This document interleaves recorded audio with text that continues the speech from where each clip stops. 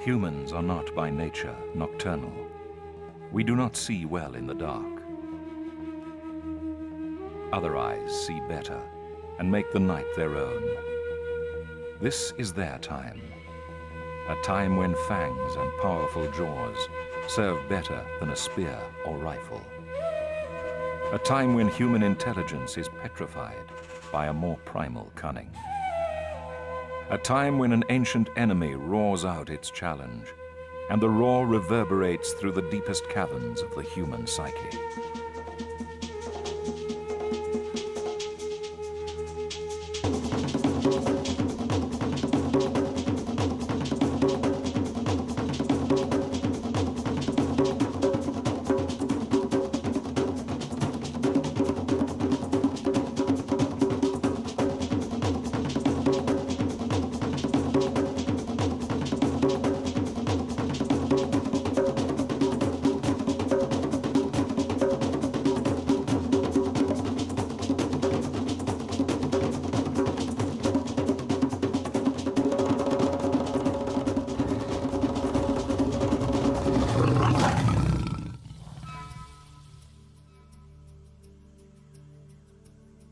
This is not a circus act.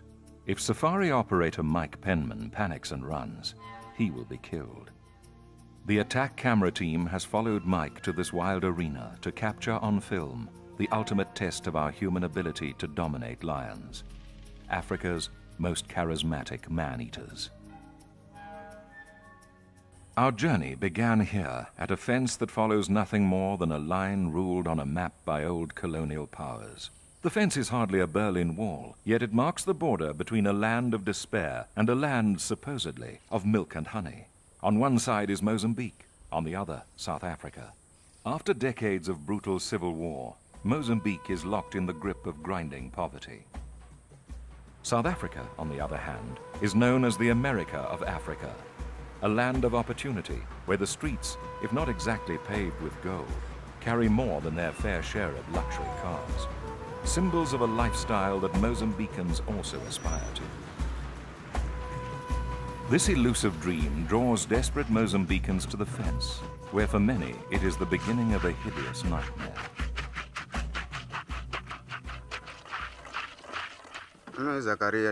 My name is Zakaria Sitoy. I come from Matari. We want to help ourselves and get money. We've been here since last year because of the floods at home. It's hard to make a living or survive at home, so that is the reason we go around looking for food and jobs on the farms. It took a long time to find myself in this place. It's a matter of taking the risk. If you need to make a living, you have to take a chance. If we get killed, we get killed. If we live, we live.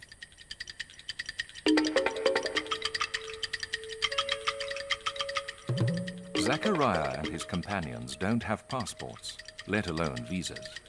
They will enter South Africa illegally, at night.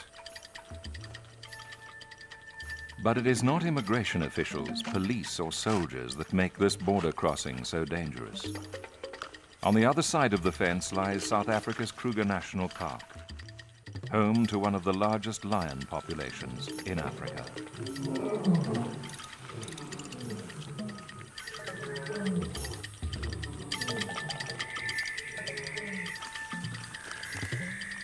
The refugees must move at night to avoid detection by the authorities. This puts them squarely in the realm of killers that have no comprehension of the dreams that drive desperate people. At night, lions are supremely dominant and unnervingly confident.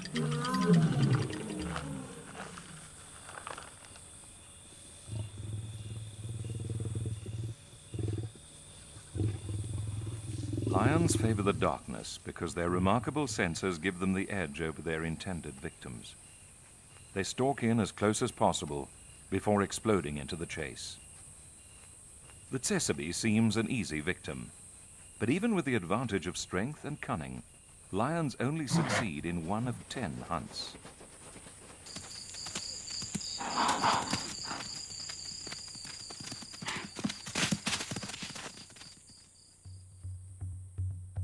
Lions can run at speeds of some 60 kilometers an hour, about twice as fast as a human sprinter. But they're slow in comparison to more regular prey, like antelope, wildebeest, and zebra. Nor do lions have much stamina. They can't extend the chase over more than a couple of 100 meters. So the success of the hunt depends primarily on stealth and cunning. Lions are designed for the business of killing. Hugely powerful forelimbs and shoulders wield mighty paws, armed with sharp, curved, retractable claws. A single swipe from one of these paws would be enough to scalp you.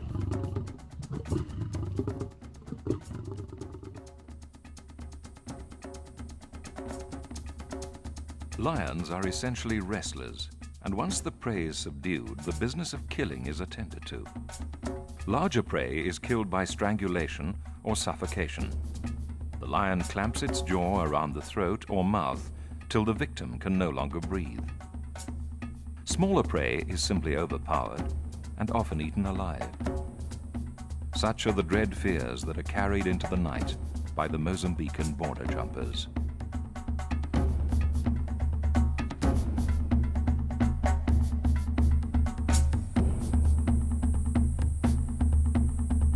These power lines carry electricity between Mozambique and South Africa. They also assist a less legitimate form of traffic by providing Mozambican border jumpers with a visual compass towards the industrial heartland of South Africa. While patrolling Kruger Park, game scouts like Sergeant Carlos Ndlovu often find evidence of Mozambican border jumpers. This power line is from Mozambique. It runs right the way to South Africa. The refugees crossing the border follow these power lines from Mozambique on their way to South Africa to look for jobs. During the day, they mainly walk through the bush so that the soldiers who patrol the borders of the park won't catch them. But at night, they follow this road under the power lines on their journey to Johannesburg and the jobs they are hoping for. The evidence includes items that appear to have been abandoned in fearful haste. In the morning, we find footprints, and these are some of the things they leave behind. They use the plastic bottles to carry water and food in, and when they are finished, they just throw them anywhere, which is causing a litter problem in the park. This shoe was also left here, and it shows that the owner was probably chased by something and was in a hurry. They must have continued barefoot. As you can see, this shoe is very small and probably belonged to a youngster. Did the owner of the shoe take fright at some sudden sight or sound of lions? We will never know.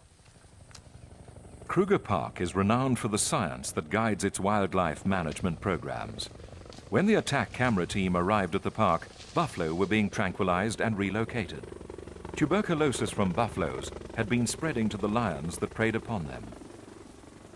The operation was overseen by Kruger's senior veterinarian and manager of game capture, Dr. Do Grobler.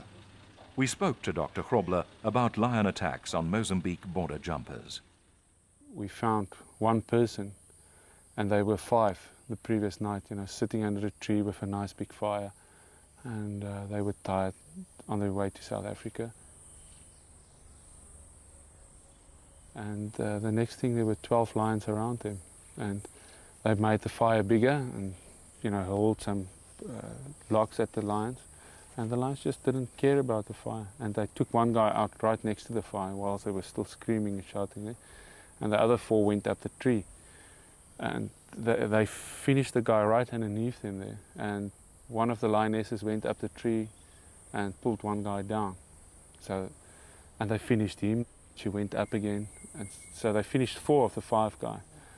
And she went up for the last guy, and he was sitting right in the top of the tree already. And she couldn't get him. Obviously, they were probably already fully eaten as well by then. They also became a problem for our own staff. They started chasing rangers on bicycles, and they almost took people off the back of a vehicle. Very, very strange behavior, and we removed them. It's impossible to know exactly how many people have been killed and eaten by lions along the Mozambican border. Through the many years of strife, most victims have gone unrecorded. They acted completely strange. I mean, I can still remember that when we moved in to catch them, we had a zebra that we tied around a tree, a zebra carcass. This amateur footage was taken on the night the Kruger Park authorities reluctantly eliminated this group of 5 man-eating lions. And it seemed that they were more interested in us almost than in the zebra. But they was not really interested in the carcass. Later on they slowly started eating, but as soon as you get out of the vehicle, they were very interested. You know, it was quite a strange phenomenon. Man-eating is often ascribed to old toothless lions, lions that can no longer bring down natural prey. But these man-eaters are in prime condition and possess excellent teeth.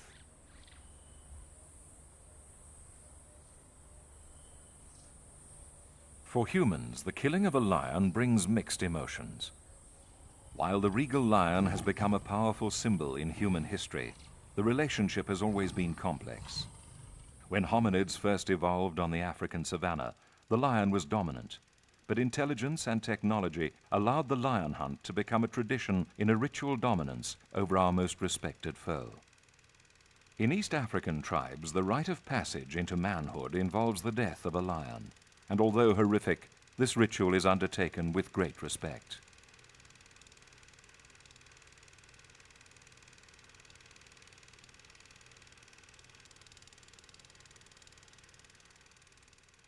A certain measure of caution has always been vital to lion survival.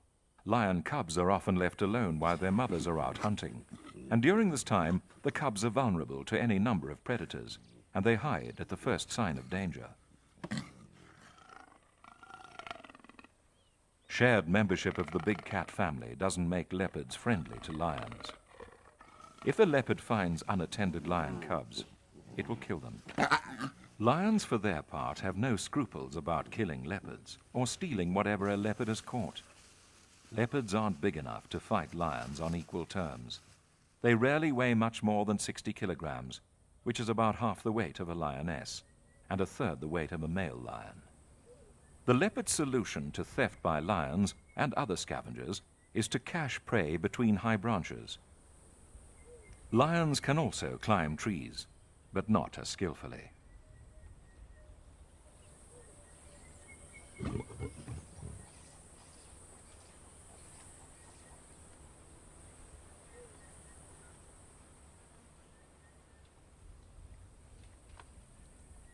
Leopards are too solitary to gang up against lions. Hyenas, on the other hand, are gangsters par excellence. Popular myth has represented them as cowardly scavengers, but they are, in fact, intrepid hunters in their own right. And often, it's the lions that scavenge from the hyenas. There's instinctive warfare between lions and hyenas, and the lions don't always win. This lion has been blinded by hyenas. His ability to hunt and keep his place in the hierarchy will be severely affected, and he will lapse towards an early death. Our hunter-gatherer ancestors competed with lions much as hyenas do. They obtained fresh meat by mobbing and intimidating lions into leaving the kill. At other times, our ancestors lost the spoils of their own hunts to scavenging lions. Even today, many lions still regard us as rival predators, and the fixed stare of those bottomless eyes stirs our deepest primal fears.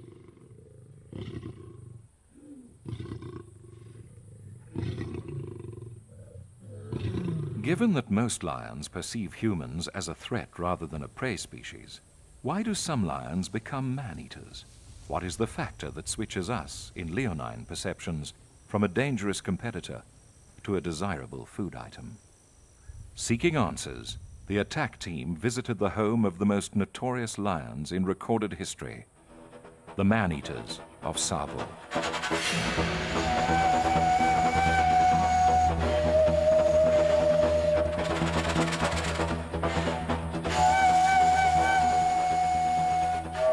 These 3 men form the core of a safari operation that specializes in walking among Tsavo's wildlife. The Tsavo region covers over 8,000 square miles and forms Kenya's largest national park. Its apparent tranquility is deceptive. Indeed, the very name Tsavo means place of slaughter.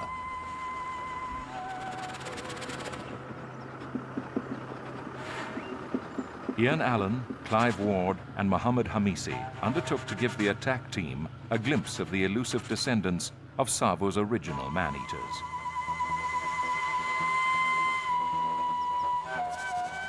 The railroad and bridge across the Tsavo River were first constructed around 1898 as part of the British Empire's thrust into Africa. The construction workers were brought out from British Imperial India. They were a very long way from home and had no previous experience of lions. Ian Allen picks up the story. It was here in 1898 at the Tsavo River that the British Empire was literally stopped in its tracks by 2 lions. You can imagine camps all around here housing 4,000 men, and it was at this point that disaster struck. The disaster took the form of 2 unusually large and strangely maneless male lions.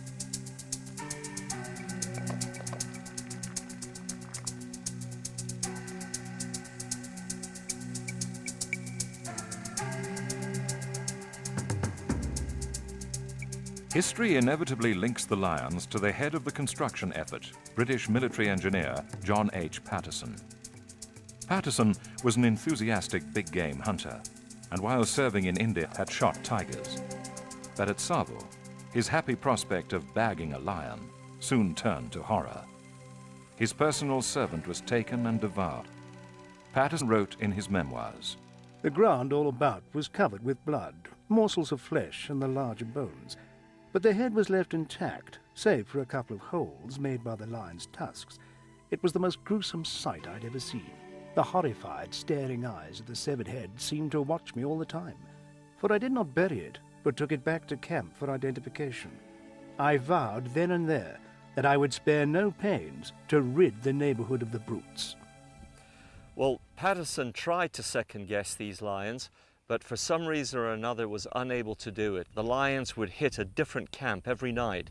They would rip open the tents, they would get inside, they would grab the coolies, pull them out, and eat them within hearing distance of the other men. The lions' reign of terror lasted 9 months, and construction of the railroad was seriously delayed.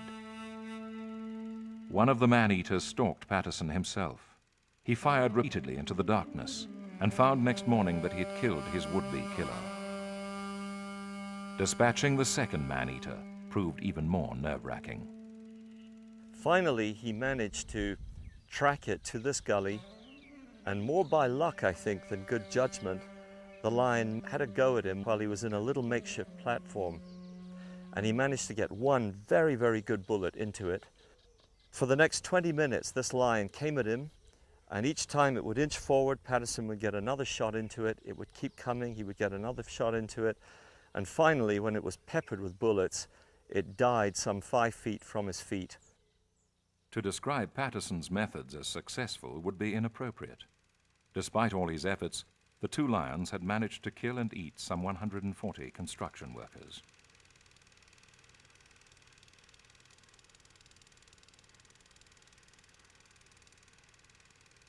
Much was made of the Tsavo lions' hunger for human flesh, but in truth, the lions wouldn't have been influenced primarily by their taste buds. Lions simply focus on prey that's numerous and vulnerable and invent appropriate hunting tactics.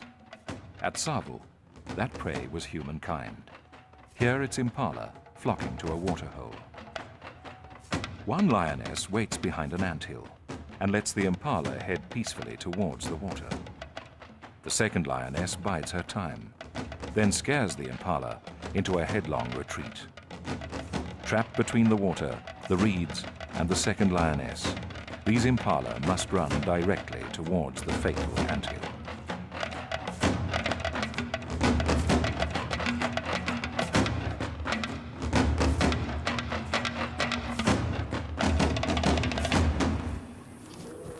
Explanations for why lions come to specialize in man-eating are numerous and controversial. One theory depends on the fact that, like the impala hunters, cubs will be brought up learning the pride's hunting techniques. These patterns will be taught to the young, and so passed on through many generations.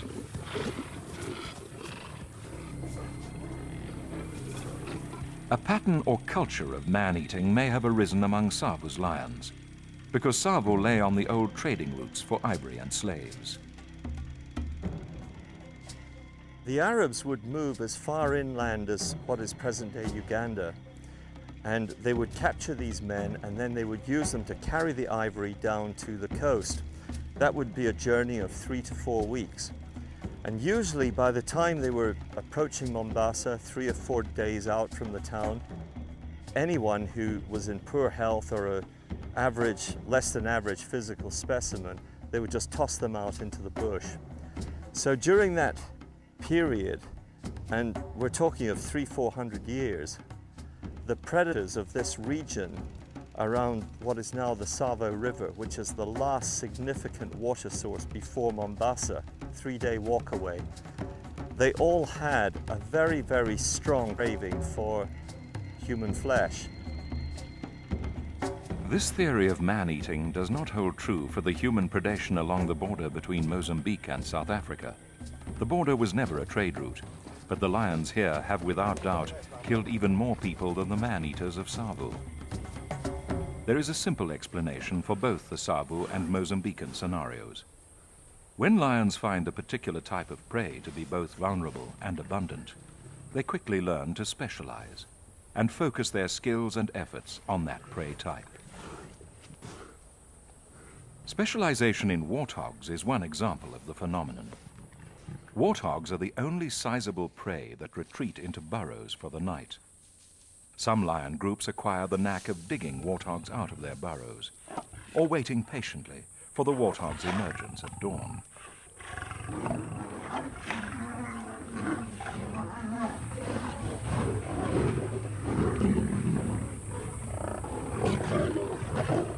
We had cases here where lions did catch quite a few people over a short period of time. It happened over the Easter period about 2 years ago, where it was known that about 12 to 14 people were caught in 3 to 4 weeks by a specific group of lions. By the time I saw the lion, it was already jumping onto me. I could not defend myself. It was only 2 meters away from me when it jumped. I was with my colleague, Thomas, but he could not do anything. The lion grabbed me by my right shoulder and I fell down on the ground. It bit my shoulder, then my ear, then my other shoulder. I'm almost deaf. As you can see, I have scars all over my body from that day. The attack left Gwyneth paralyzed permanently across one side of his face. So, it's difficult to say that they started concentrating on people. I think there was just a stream of illegal immigrants at that time. Of course, most lions have never specialized in humans, and by day a dangerous encounter can be avoided simply by backing away slowly. At night, it is a very different story.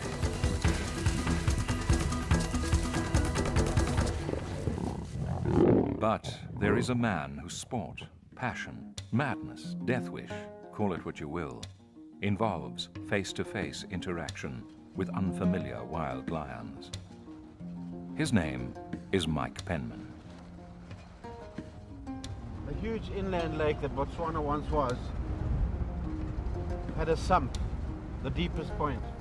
That's where we are now, the Machadi Pan. The attack team joined Mike in Botswana, a spectacularly beautiful desert country northwest of South Africa and southwest of Kenya. Our purpose was to accompany Mike on a search for leonine companionship and to film his unique way with lions. A lion encounter is never guaranteed. The day's drive is fruitless. But sunset brings the promise of lion activity.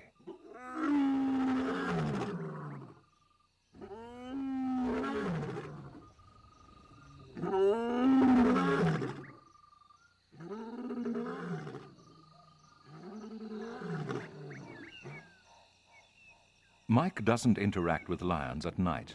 It's too dangerous. He'll pick up the trail in the morning and attempt to meet them in full daylight.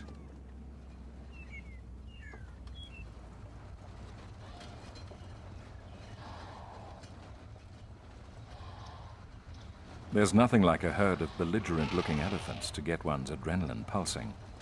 But they aren't the big game we're looking for. Okay, well, there's obviously been a kill here.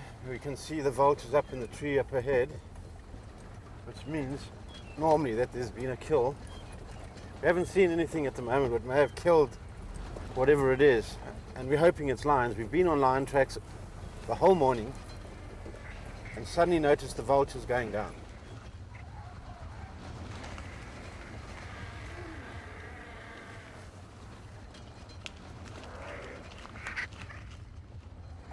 Whatever's killed is left because the vultures are coming off the ground.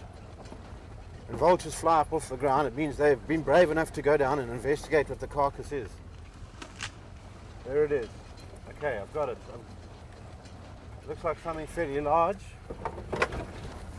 Okay. Very clear, it's a giraffe.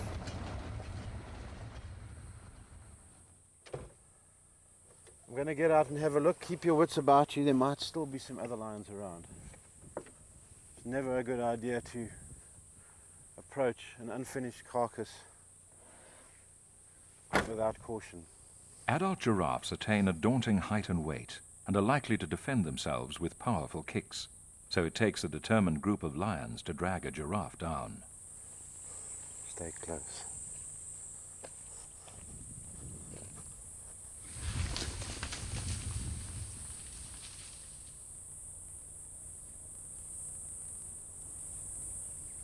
I'm very confident that we're close on these lions.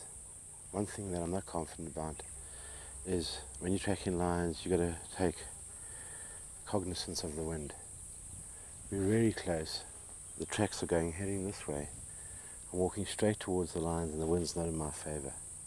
Let's hope that it turns at the last minute or the lions have changed direction. Follow me and we'll see.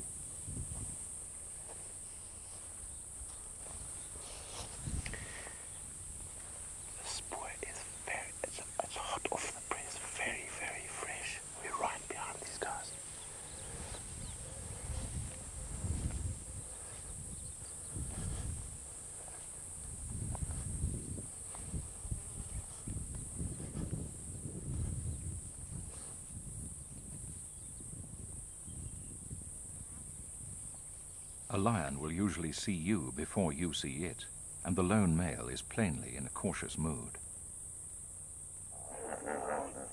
The trail can be followed by road, but only up to a point. In this part of the world, road is a fairly loose term.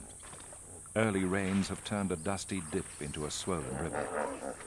Mike and his assistant wade the river to check its depth. They decide to risk the crossing.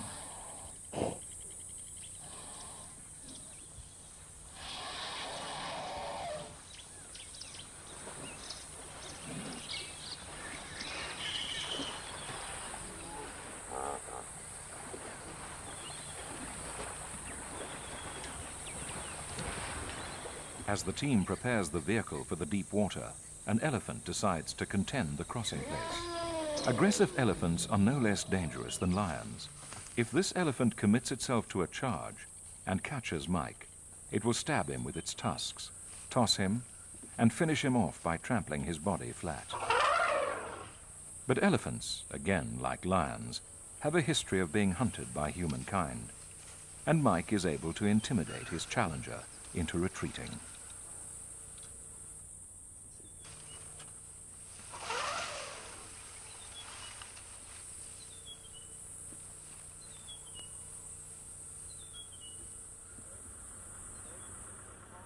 With the engine compartment now waterproof, the river can be crossed.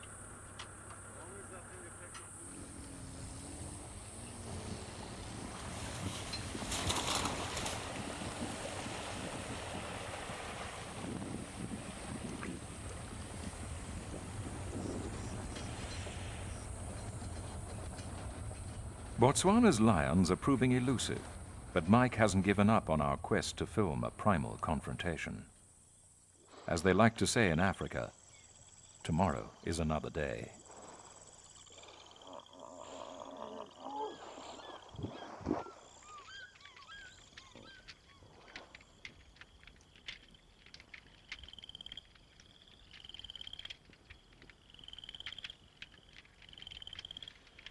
Some 3,000 kilometers northeast of Botswana, the other section of the attack team prepares to go in search of the descendants of the man-eaters of Tsavo. Here, the Tsavo River merges into the Greater Galana River, only a few kilometers from where Colonel Patterson finally killed the two man-eaters. Time stands still here, in at least one respect. The safari camps are every bit as well ordered as they were in colonial times. Walking safaris are accompanied by armed game scouts. They're under strict orders to fire only in the direst of circumstances. A philosophy of calm avoidance is the best safety measure one can carry into the bush.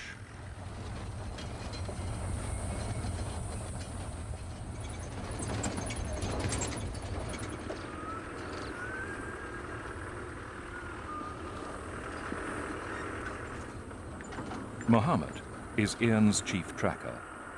His bushcraft is second to none. He's also said to have killed 23 Somali poachers during his years as a game scout. In the bush, everyone follows Mohammed's orders. Well, this is the edge of the Galana River, which is characterized by a wide margin of what we call salt bush, which is the prevalent bush of this area.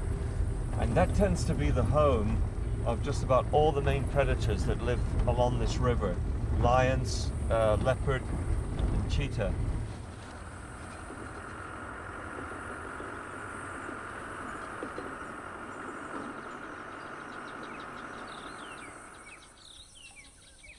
Walking in dense bush is risky because the big game species don't like surprises. If they're able to see you from a distance, they can take evasive action. But if you stumble into them, you may receive a violent response.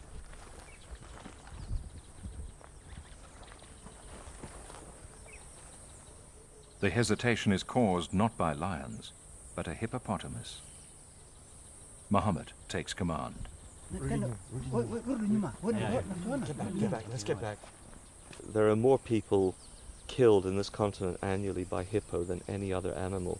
If they sense anything between them and the water, they will just go crazy. And I've seen hippos do that. In the 20 years that we've been operating walking safaris in Tsavo, we've only had to shoot 5 animals, and those were all hippos. They are unpredictable, they're very agile, they can outrun humans with ease, and in their own environment, they are something not to be taken lightly.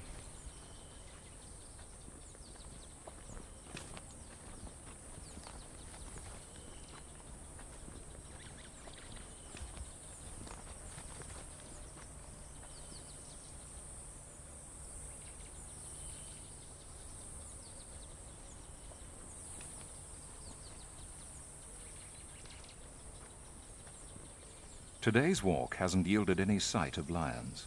This is hardly surprising, because Tsavo's lions are experts at concealing themselves amid thorn thickets and dense scrub.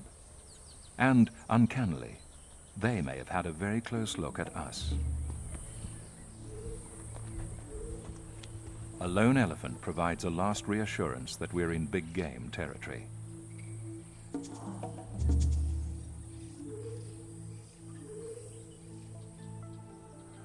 The human species has its own habits.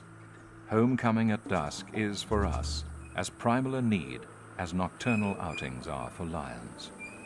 Despite millions of years of human evolution, the night still belongs to them. In the bush, elementary human defenses become more obvious. A fire isn't just a pleasant distraction, it's a powerful deterrent to dangerous animals. The following morning, the camera team sets off again. Everyone is willing the lions to show themselves.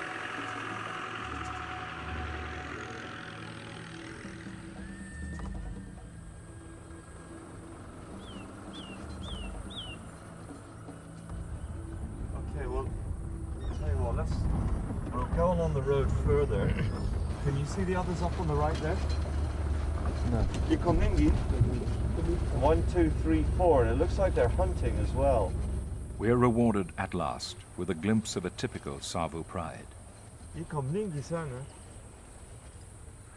I think the important thing to bear in mind about these lions is the fact that they rely on their basic existence, on not being seen by either by four-legged creatures or us. And so they're very private, very secretive, and very cunning because of that. Savu's male lions lack manes, and science still hasn't established exactly why. The question of manes, whether short or long, I don't think has actually been thoroughly explained by the so-called experts, and they don't know themselves. It could be environmental. They talk about savanna lions or Serengeti lions, the males displaying themselves so the females can see them immediately, you know, this sort of testosterone. And then they say, well, because of the type of bush, thorn bush we have here, wait a bit thorn, that the long mane is not practical to move through the bush. Moving to more open terrain, the team was able to get clear footage of a Savu male. Minimal manes aren't the only unusual characteristic of Savu males. They're said to be unusually active hunters because the harsh Savu environment doesn't allow large prides where females cater for males. They also tend to be heavyweights. Indeed, the original man-eaters have been described by some researchers as hyper-males. The first man-eater Patterson shot measured 9 feet 8 inches from tip of nose to tip of tail and stood almost 4 feet high. A team of 8 men was required to carry its body. Unlike a lot of lions in other areas, these lions don't have big herds to feed from. They're not big herds of zebras or wildebeest in this area, so really the only herds that they've got are buffalo. And buffaloes are very intelligent animals, so they've really got to be very quiet, very secretive, and they've got to stay inside that salt bush. In my opinion, they're the most primitive element of the species. I really believe this. I think you're looking at a pure killing machine. That's all it is. And I think that's what Patterson was faced with as well. Almost like the equivalent of the shark. That's what it does. It moves around looking for food, and that's the end of it. Lions do sometimes appear to operate in the spirit of circling sharks, but they depart from sharks in that certain prey species frequently fight back.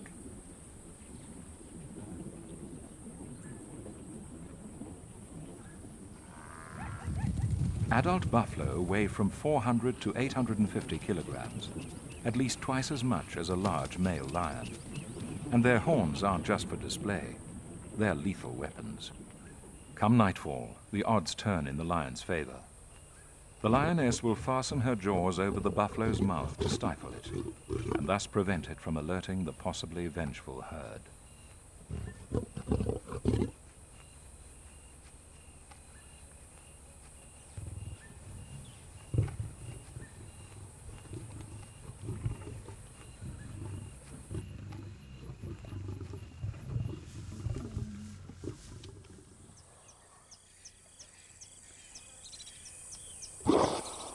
For Mike Penman in Botswana, the search for lions is about to enter a nerve-wracking new dimension.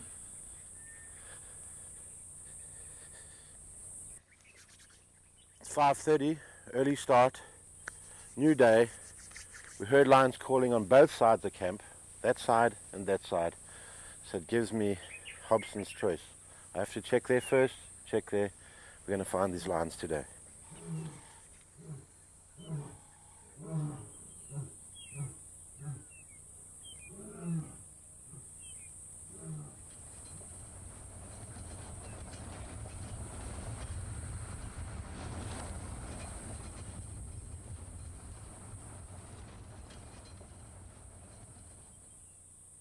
This is what we've been looking for.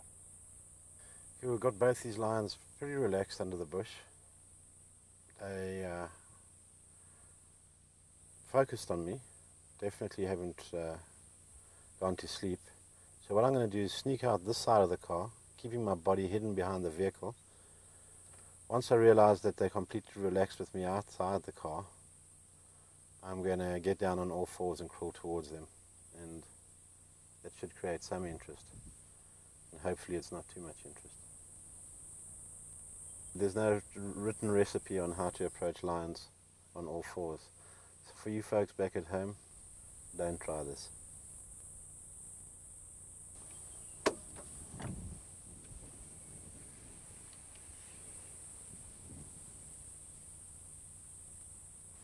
These lions are aware that we're out the car. The one's staring continuously in my direction, keeps checking, so they are aware we're out the car. As an upright human, he'd be scared of me. If I went down on all fours, it'll change his attitude. Let's just show you.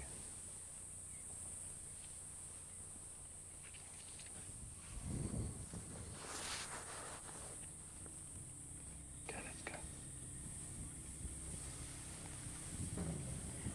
Come behind me now.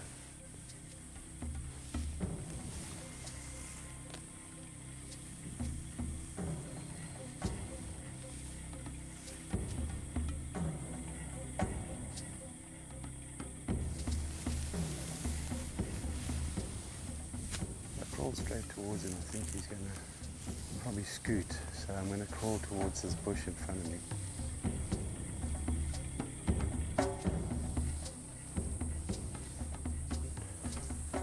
Okay, we've got the undivided attention.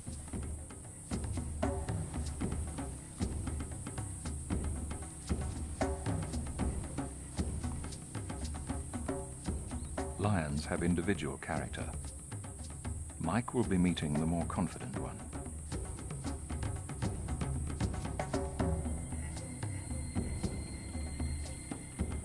Mike carries no firearm, nor does anyone else in the group.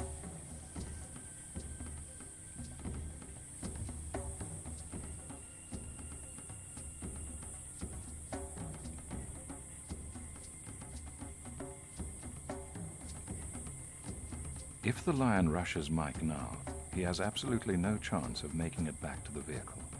He's getting ready.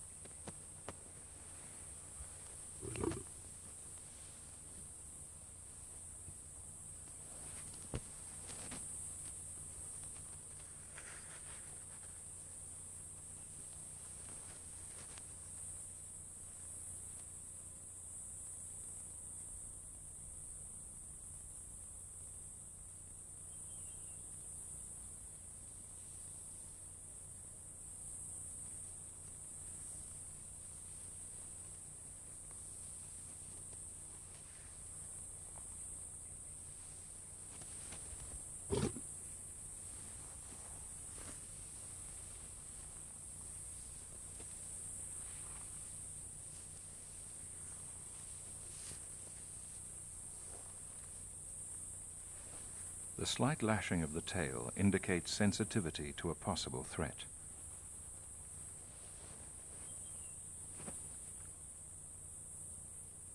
Mike has spoken of floating over the edge of the lion's comfort zone. Whether he can exit safely is another matter.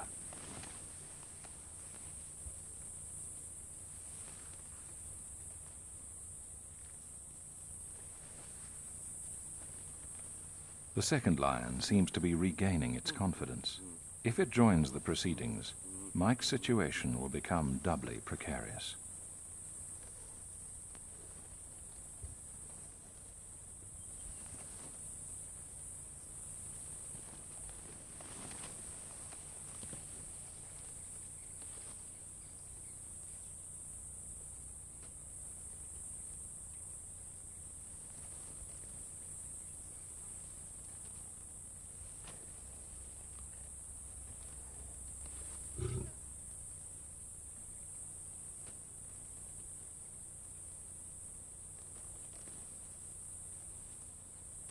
Mike plays the lion along, trying to keep its psyche balanced on the razor's edge between interest and caution, or between attack and retreat.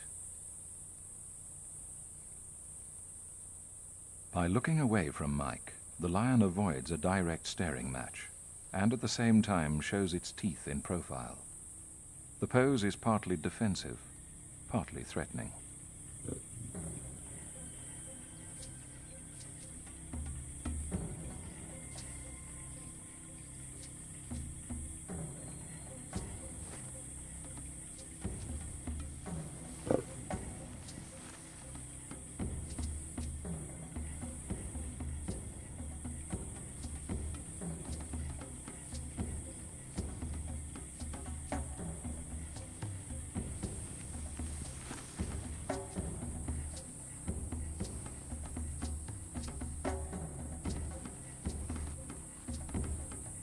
Mike lies back in the grass. This is the least threatening, most submissive pose he can adopt. It also means that if the lion decides to attack, he will have no time to get to his feet.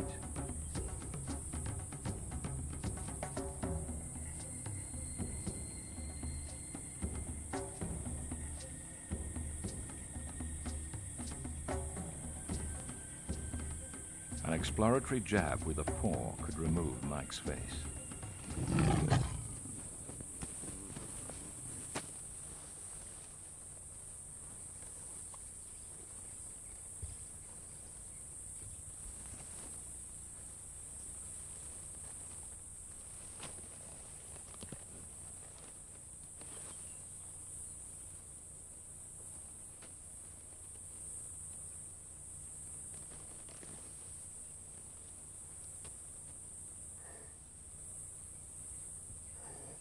One of the things that you notice when you're really close to a lion and his mouth's open is a very black lip and his canines, which is obviously his weapons that should anything go wrong, that's what he's going to tear you apart with. So one thing that's very prominent is that black lip and the huge canine. I mean, the circumference of the bottom of that canine was about bigger than $1, you know, so very sharp. I could even see the saliva on his lips. And he got very interested in me at the end, came in very close, which probably made him a little more braver than, he was braver than I. I always backed off out of his circle so that I didn't become didn't obvious a prey. You know, if something doesn't move and he comes in and he sniffs, and he likes what he smells, he's going to give you a cuff. And if that cuff knocks you out or injures you or draws blood, the whole process changes. The cogs go forward and that's what becomes a kill. So are lions man-eaters? This morning it didn't look like. He was very interested as a toy or a plaything, but I don't think he saw me as a food source. You can imagine that you can threaten the king of beasts with a toilet roll, and that's simply not to knock him out with or, you know, shed tears, but it's basically an object that if he comes right in and it looks as though he's going to have a go at me, I'm going to use this either to throw at him, to make contact with him, or to throw past him, which will distract him for a second. It'll catch his eye, and in that second, that's the second I need to get myself out of the predicament I've just got myself into. Would Mike be able to interact with the lions along the border between Mozambique and South Africa and live to tell the tale? Dr. Grobler suggests not. I don't think you'll do it a lot of times here and stay alive. It's something I wouldn't try at all. Not my type of flesh. In the African wilderness, lions roaring at dusk bring the reminder that we, as a species, are not as absolutely superior as we sometimes imagine. For those who have given their hearts to the wild, the sound provides a special link, much as an evening trumpet call may link old soldiers continents apart. For Mozambicans crossing the border into the promised urban paradise of South Africa, the lion's roar signals something else. Primal terror, the worst of nightmares about to come true. Lions, unlike sharks or crocodiles, possess a quality that makes them seem close to humankind. The complex muscles of their faces form a range of expressions similar to our own. We seem to understand their body language instinctively, and we find them beautiful. So, when they eat people, we're inclined to view them as criminals.